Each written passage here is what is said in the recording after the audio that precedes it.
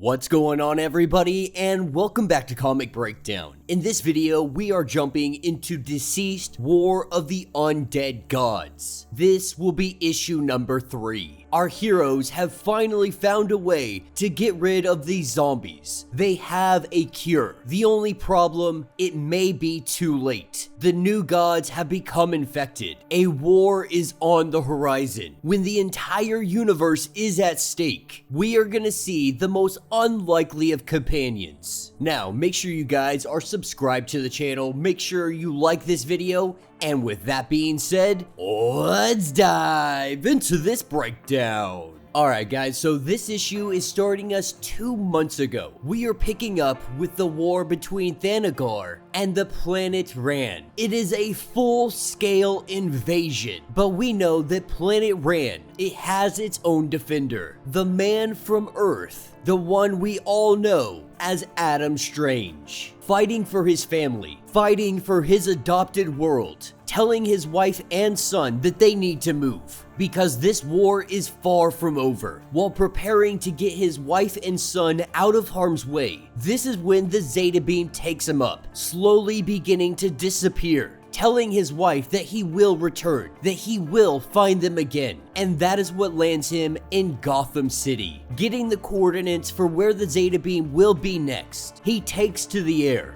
Up in the sky, this is where he sees Wonder Woman. Unbeknownst to him, unaware of what has happened to the world, he calls out to her, arriving 1 month before there is a cure. By the time he recognizes what Wonder Woman actually is, it is already too late. We see Wonder Woman take her fist and drive it through the chest of Adam Strange. That is what takes us to 2 weeks later. As we pick back up on Ran, the Themyscirians have taken over everything. And though Adam Strange's wife and son believe that they are about to be saved, as the gunfire goes off, we see Adam Strange standing before us. But the man that was once in there, he is now gone. He has been corrupted. With him returning to his family, the anti-life has spread across the galaxy, across the universe. And that is what will take us 2 days later in the Rylex system, as a man comes in looking for anybody that might be willing to fight, looking for great warriors for the war that is yet to come. That is when a man at the bar, he does ask, how much are you paying? Letting this guy know that you're probably not what we are looking for.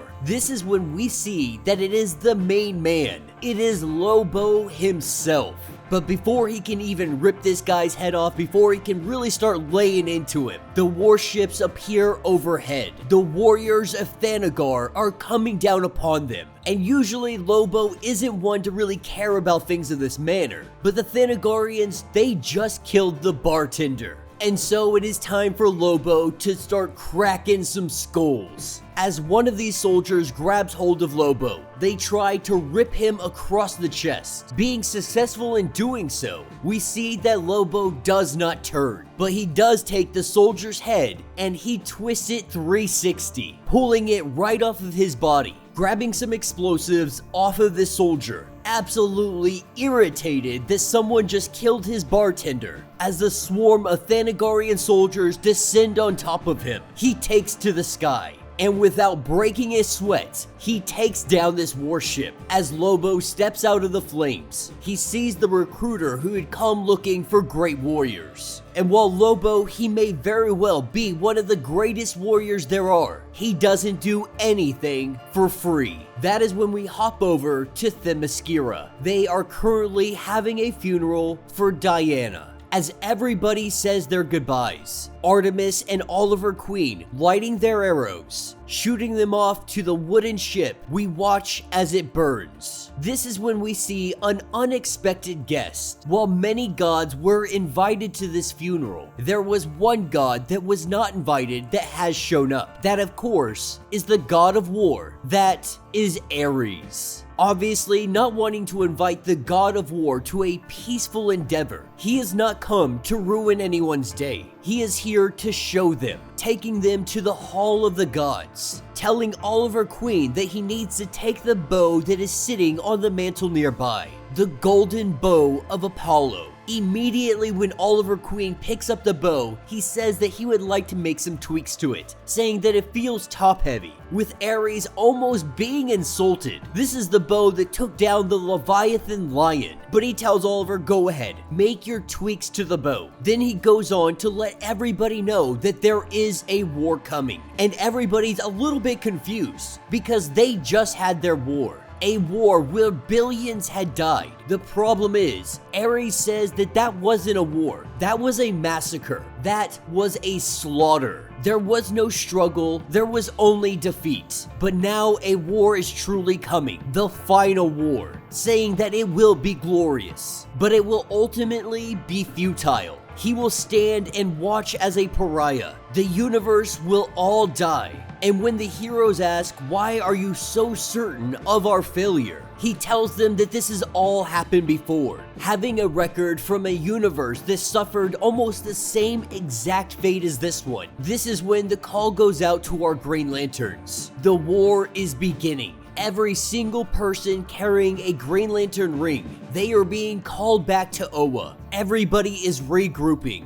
because the anti-life virus, it is spreading across the stars. This is when Oliver Queen, he recognizes that can't be the threat because we have found a cure. We can easily take out the anti-life equation without any real problem. But the God of War lets them know that you're not fighting an equation, no matter what Darkseid might have told you. In comparison to the old gods, Darkseid is nothing more than a child. There is something much larger. Having no idea what he was playing at when he merged with the anti-life with death. What he has unleashed, it has turned its gaze upon them. That this is older than numbers, older than equations, older than the gods themselves. Because Erebos is coming for them. The god of the dead is going to destroy the universe. And that will be the end of this issue. So let me know what you guys think down in the comments. This is quite an interesting turn of events. So not only do we have the god of the dead that is now about to wage war on the living, they still have to deal with all of the other gods that have turned into the undead. The question remains, does the god of the dead have control over the undead? With all of the billions of lives that have been lost over the course of the last 5 years, the land of the dead has been plentiful with an army. Enough for the god of the dead to rise up and get ready to take over everything. Our heroes will make their last stand.